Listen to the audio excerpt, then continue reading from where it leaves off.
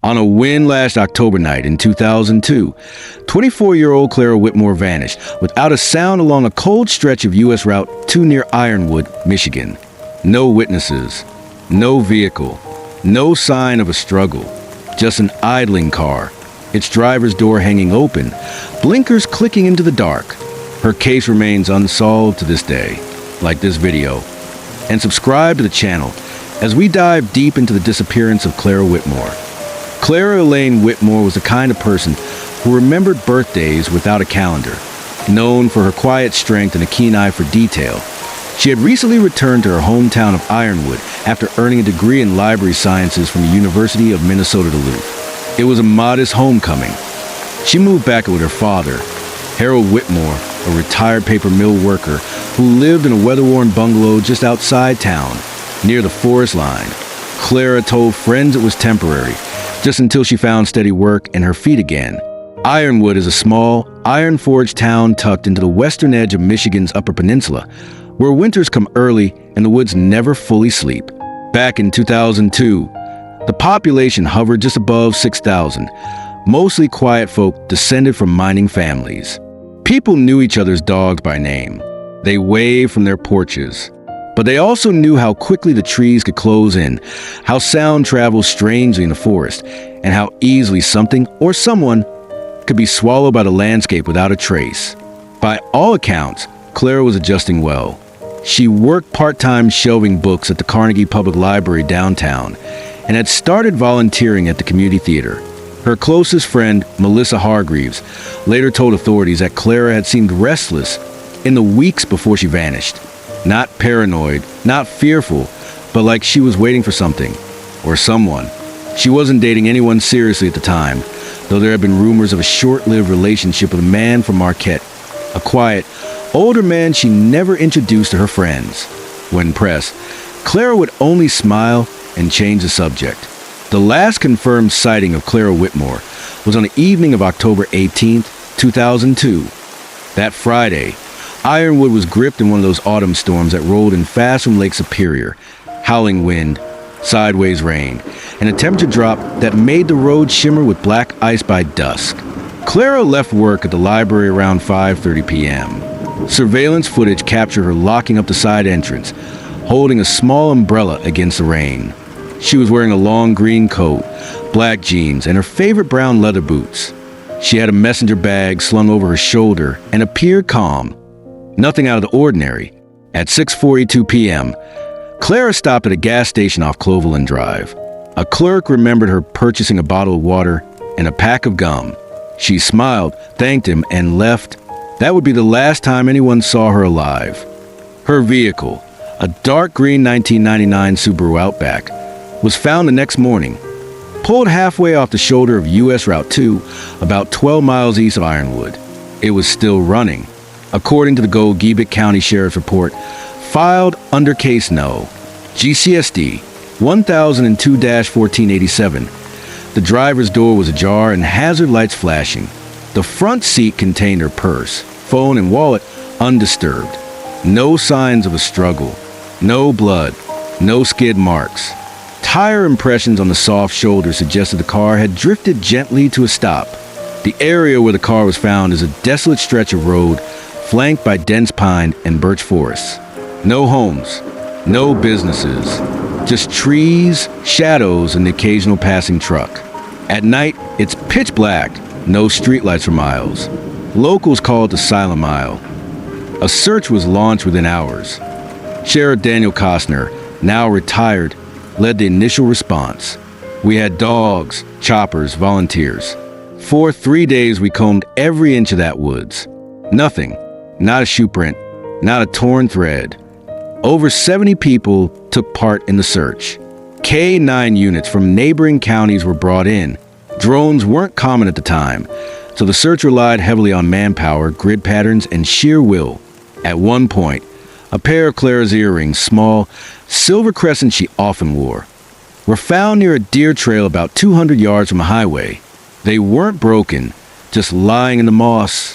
Investigators marked the area, but found no other signs of her presence. Some theorized she may have hit a deer or swerved to avoid one, but no damage was found on her vehicle. Others suggested she may have suffered a sudden mental break, walked into the woods, and succumbed to the elements. However, her behavior leading up to the disappearance did not indicate distress. Her journal, found in her bedroom, contained no entries of concern, and there was one more strange detail. A set of partial boot prints, larger than Clara's and facing hers, were discovered in a patch of wet soil behind her car. Investigators weren't able to identify them. No matching tread, no match in any local database. Just 5 partial impressions, leading away from the road and vanishing into the underbrush. The boots were never found. Theories ran wild in the months that followed. Some pointed to the ex-boyfriend, though his alibi, confirmed by traffic cams and receipts of Marquette, held. Others wondered if Clara had been followed. She sometimes closed the library alone. There were a few reports of a suspicious vehicle, a light blue pickup, seen lingering near the library that week, but nothing ever came of it. No plate, no driver was identified. The FBI eventually opened a file, hashtag and CAF 03-1020, under their Vice AP program, due to similarities with 2 other cases in northern Wisconsin from the late 90s, young women, rural highways, and vehicles left running. Both cases remain unsolved. Clara's father, Harold, passed away in 2011, still keeping a candle lit in the window every night. He never moved, never changed a room, and never stopped checking the woods behind the house. Melissa, her best friend, still maintains a Facebook page in Clara's memory. Every October 18th, she posts the same photo. Clara is standing in a pile of autumn leaves, smiling unaware, and the same caption, "Still missing, still loved, still waiting." Over 2 decades have passed. Leads have dried up. Tips have faded into silence. The file sits dormant in the cold case archives of the Gogebic County Sheriff's Department, though a detective, Jacob Halverson, reviews it every year around the anniversary, hoping that time may one day give up its secrets. For now, the case of Clara Whitmore remains one of Michigan's most chilling and enigmatic disappearances. Unanswered questions. Why did she stop on that stretch of road? Who left the boot prints behind her vehicle? Why did nothing else turn up? No clothing, no scent trail, no trace. As with many cases like this, the silence itself is the most haunting part. And somewhere between the trees of Ironwood, the truth still lingers, silent, buried, and waiting. It's the waiting that hurts the most, not knowing if she's cold or hurt or just gone. Harold Whitmore, father of Clara Whitmore, interview excerpt, the Ironwood Gazette, October 2003. October 18, 2002, timeline of events. The Friday Clara Whitmore vanished began as an unremarkable autumn day in Ironwood. Overcast skies, falling leaves, and a chilly wind that hinted winter was near. She followed a familiar routine, the same one she'd kept for the past 3 months. 7:12 a.m., home, Forest Road 9A. Clara was seen leaving her father's home on Forest Road 9A, a quiet dead-end road bordered by dense woodland. Harold later recalled hearing her kettle whistling while he shaved. She made them both tea and kissed him goodbye before stepping out into the morning. Her car, the green '99 Subaru Outback, was parked beneath the pine tree where she always left it. 7:40 a.m., stop at Joe's Market. Security footage at Joe's Market shows Clara entering just before 8 a.m. She picked up a yogurt, a granola bar, and a newspaper. The cashier remembered her vividly, not just because she was local, but because of something she said. She looked at the weather section and muttered, "Storm's coming early this year." Then she just stared out the window for a second, like she was thinking about something else entirely. Spooked me a little. 8:30 a.m. to 5:15 p.m. Work at Carnegie Library. Clara clocked in at the Carnegie Library at 8:32 a.m. She spent the day shelving books, processing returns, and answering reference questions. Her colleague, Jillian Moore, said Clara had been distracted and checking the clock more than usual. At 12:17 p.m., Clara took her lunch outside, a rare move for her. She sat on the bench across from the War Memorial downtown, writing in a small notebook. That notebook was later recovered from her room. The October 18th page read only, "Too many eyes. Must be careful. Investigators would later debate whether this was part of a short story draft or a journal entry. The tone and phrasing suggested unease. 5:15 p.m., Clara closes up. Clara closed the library alone that night. Normally, 2 staff members handle closing, but Jillian had left early due to a migraine. Surveillance shows Clara locking the side entrance at 5:19 p.m. She carried her brown leather satchel, wore a long green coat, and held a plaid umbrella against the rain, which had just begun to fall. 6:42 p.m., gas station on Clovelland Drive. The next confirmed sighting came from Bob's service station, where she stopped for fuel and bought a bottle of water, gum, and a $5 prepaid phone card. Clara paid in cash and exchanged polite small talk with the clerk, who later said she looked nervous but trying to act calm. 7:03 p.m., a lone vehicle on US 2. Traffic cam footage from a county maintenance truck captured Clara's Subaru traveling eastbound on US 2 at 7:03 p.m. This was the last confirmed timestamp before her disappearance. Discovery of the vehicle, October 19, 2002. At approximately 6:12 a.m., a logging truck driver named Walt Harris noticed a vehicle parked oddly along the shoulder of US 2, just past mile marker 227. The hazard lights were blinking slowly in the pre-dawn light. He called it into dispatch, thinking it might be a stranded driver. Responding Deputy Lauren Bates arrived on the scene at 6:37 a.m. She noted the engine was still warm. The Subaru was unlocked. The front driver's door was ajar, and the keys were in the ignition. Inside the car, she found Clara's wallet, contained her license, debit card, and $23 in cash. Her cell phone, Nokia 3310, is on the passenger seat, battery fully charged. The prepaid phone card from the gas station was unopened. Her canvas messenger bag with notebooks, pens, and 2 library books. A folded map of Iron County opens to an area just north of Lake Gogebic. There were no signs of a struggle, no broken glass, no blood, and no personal items scattered. But outside the vehicle, in a patch of soft ground behind the car, were 5 partial boot prints. Investigators estimated they belonged to a man with a size 11 or 12 shoe. They did not match Clara's. The scene was cordoned off, and a search began within hours. The search effort. Gogebic County Sheriff's Department mobilized rapidly. A formal search and rescue operation began at 9:30 a.m. on October 19th, covering a 5-mile radius around the location of Clara's car. Over the next 4 days, the search expanded to 12 square miles of dense woodland. Search resources included 2 K-9 teams from Marquette County, a Michigan State Police chopper for aerial sweeps, 87 volunteers, including local hunters and Clara's co-workers, cadaver dogs from the Wisconsin State K-9 unit. Despite exhaustive efforts, no further signs of Clara were found. Sheriff Costner held a press conference on October 21st, urging the public to come forward with any information.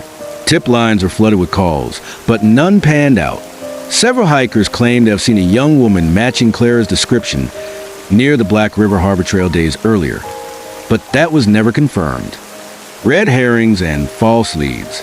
2 major red herrings would briefly hijack the investigation.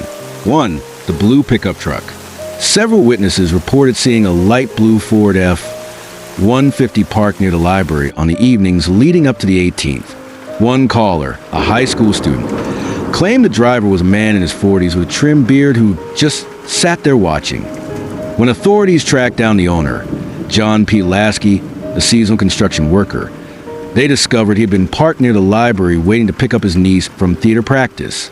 Lasky was cleared. 2, the drifter theory. A man identified only as Shane T.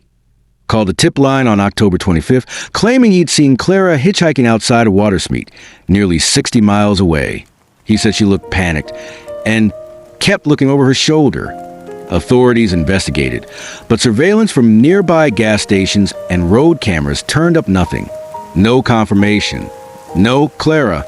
Family reactions and emotional fallout. Harold Whitmore, a stoic and private man by nature, appeared at the first media briefing on October 22nd. He spoke only once. She's not the type to run off. If you knew Clara, you'd understand. She doesn't vanish. Something happened to her.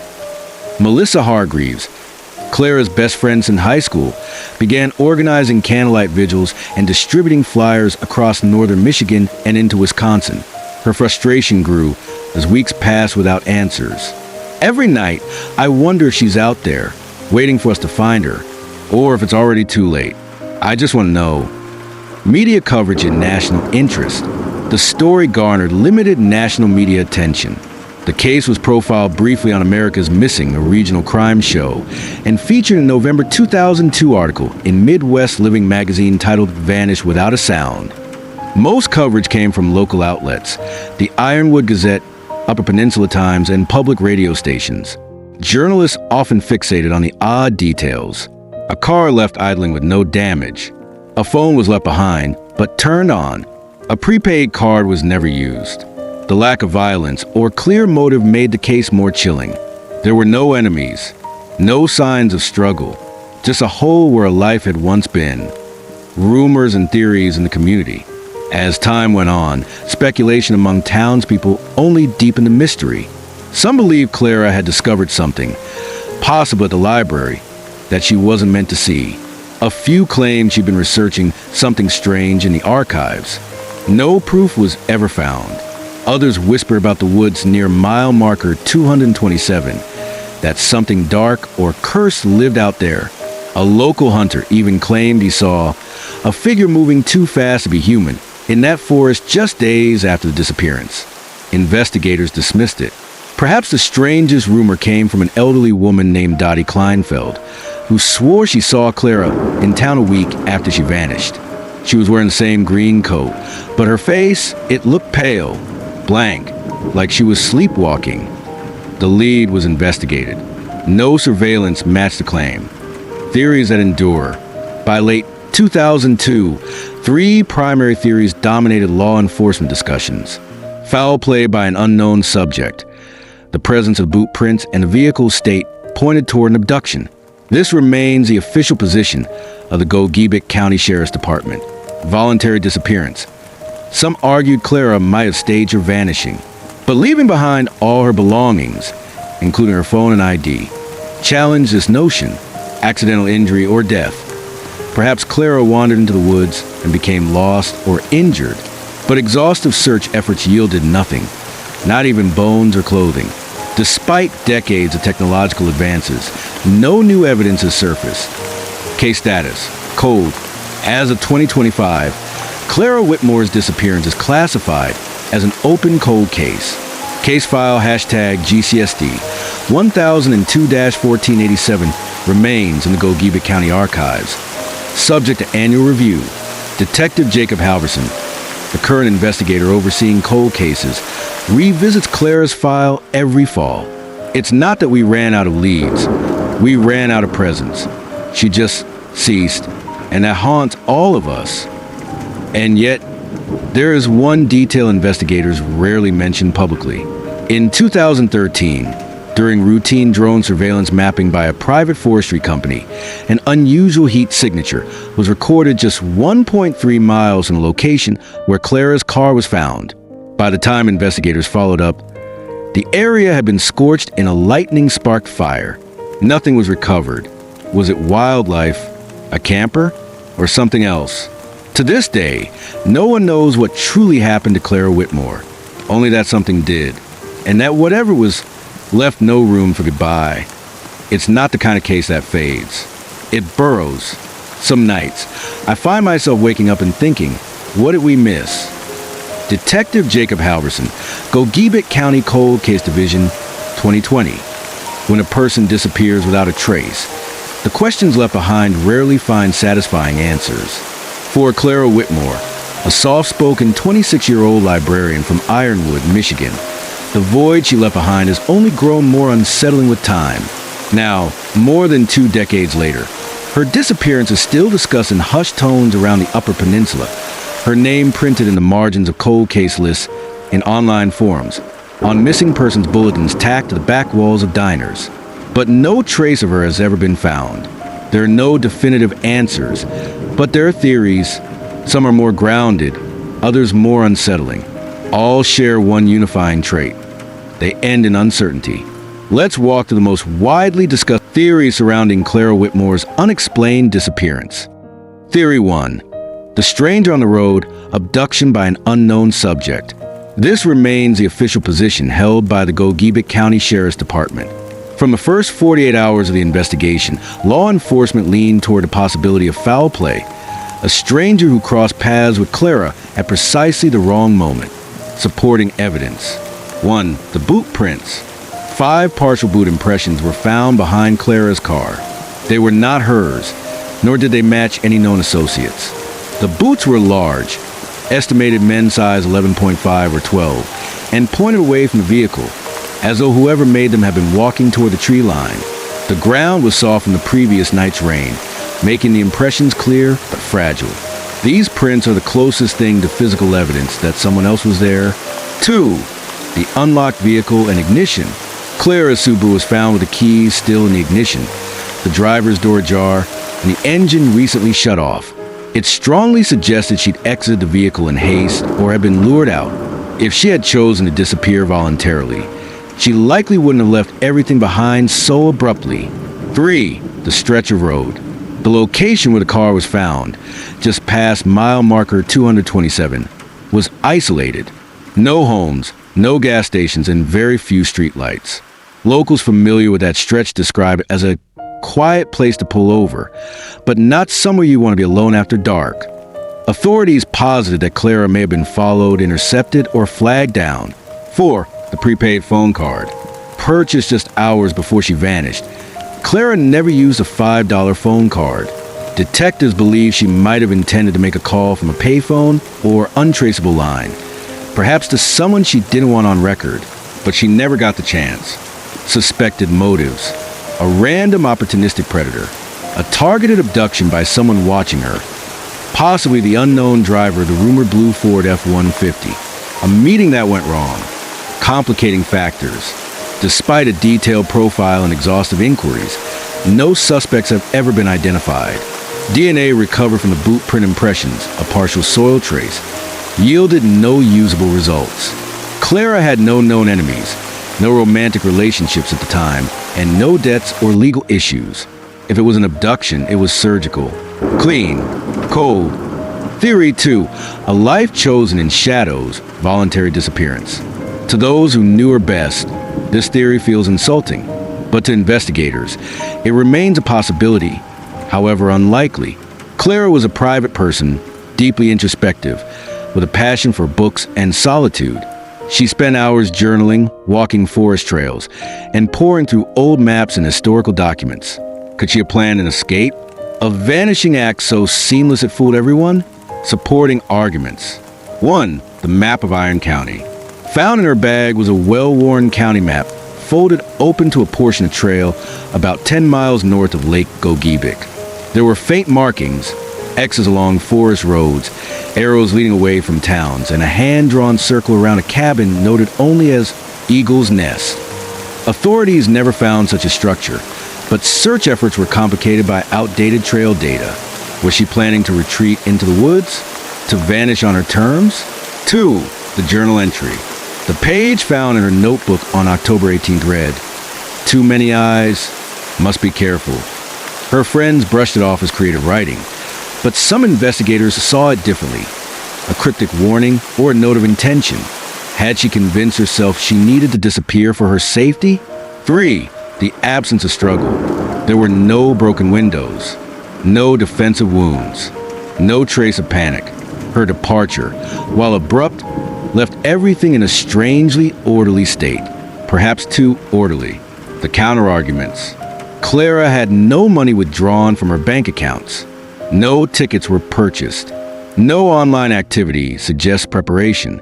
She left behind her family, her beloved cat, and her job at the library, none of which indicated dissatisfaction. She had plans that weekend to visit her sister in Duluth. She'd even packed a small gift, a paperback novel, The Secret History, wrapped in tissue paper. Would someone planning to disappear bother with such things? And then there was her father's statement. If she was planning something, she'd have told me. She was always private, but she wasn't secretive. Theory 3. Something in the woods, the unexplainable. There's always one theory whispered more than it's spoken aloud. The one that never makes it into official reports, but finds a foothold in quiet conversations and fireside theories. The one that suggests Clara's disappearance wasn't human at all. Ironwood, Michigan sits at the edge of something wild. The Ottawa National Forest surrounds much of the region. Millions of acres of pines, hidden trails, bogs, and granite ridges. People get lost. Tracks vanish. Sounds travel in unnatural ways. Strange reports. 1. The fire signature. In 2013, a private forestry company mapping terrain with drones detected a heat signature in the shape of a human outline, curled in a fetal position, less than 2 miles from where Clara's car had been found. By the time authorities reached the area, a lightning storm had sparked a brush fire, wiping out the immediate vegetation. Nothing was recovered. 2. The Wendigo Trail. Several local hunters told officers, off the record, that the stretch of woods behind mile marker 227 was avoided by locals after dark. Stories dating back to the 1940s speak of disappearances in twos and strange lights weaving through the tree canopy. An old Ojibwe legend known as Wendigo Nibby, the hunger in the forest, was often cited by the older residents of Bessemer. 3. A prior case.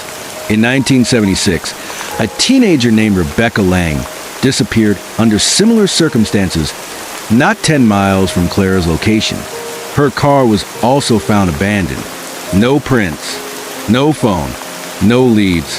Her case remains unsolved. Were these coincidences, or a part of something the surface world has yet to understand? Detective Halverson, when asked in 2018 about local legends, replied, "We deal in evidence, not folklore, but I've walked those woods. There are places out there that feel wrong, places where radios fail, where even dogs go silent." Other lesser-known theories. A stalker from her past. There were rumors, unconfirmed, that Clara had once filed a complaint against a man she tutored during her college years in Marquette. The man had developed an unhealthy obsession, reportedly showing up at her dorm multiple times. But the incident had been resolved quietly, and he'd moved out of state. His name never appeared in the active suspect list. A secret illness. One friend recalled Clara once mentioning a ticking clock. But when pressed, she laughed it off. Could she have been grappling with a terminal diagnosis? Some believe she may have sought to die alone in nature, on her terms, far from hospitals or pity. A case of mistaken identity. One fringe theory suggests Clara may have been targeted by someone who mistook her for someone else. She bore a strong resemblance to a witness in a federal fraud case involving a company based in nearby Wisconsin. Investigators never found a direct link, but the resemblance was uncanny. Legacy and lingering questions. Clara's name is etched into a memorial wall at the Michigan Missing Persons Foundation in Lansing. Every year, her father lights a candle at the Ironwood Library where she once worked. Her room remains untouched. A box of returnable library books still sits by the door.